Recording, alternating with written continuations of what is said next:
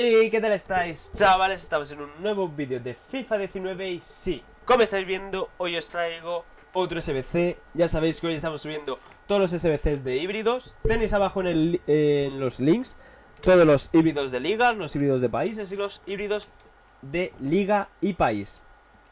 Os traigo ahora el desafiador, vale, solo 5000 monedas.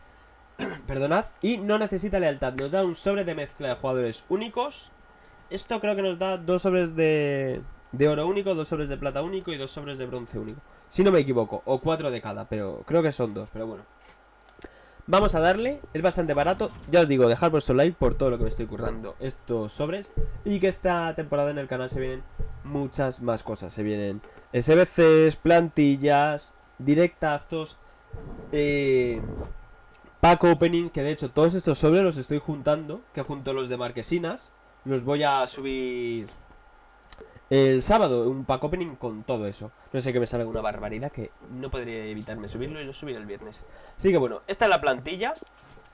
De hecho, os digo, podéis fijaros en... Vale unas 5000 monedas, ya lo digo, pero por ejemplo, si el nombre... Porque hay dos Fabricios, pues tenéis ahí el nombre arriba y al lado tenéis comprado por... Así podéis orientaros más o menos por el precio. Empezamos por Fabricio, Luis Felipe, Davidson, Wendell, Eduardo Enrique, Bruno Tabata, Didac Vila, David López, Bustinza, Zaldúa y Sergio. Por cierto, sí que pueden subir los jugadores de precio. Va a ser raro porque el viernes se van a abrir muchos sobres.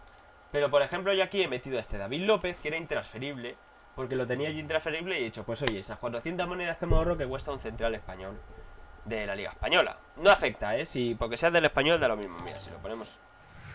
Sí, no, si lo ponemos aquí, tampoco pasa nada. Seguimos teniendo 100 de química y sin problema ninguno. Así que nada, dejad vuestro like. Siempre lo entrego para que lo veáis. Suscribiros. Y nos vemos en próximos vídeos. Adiós.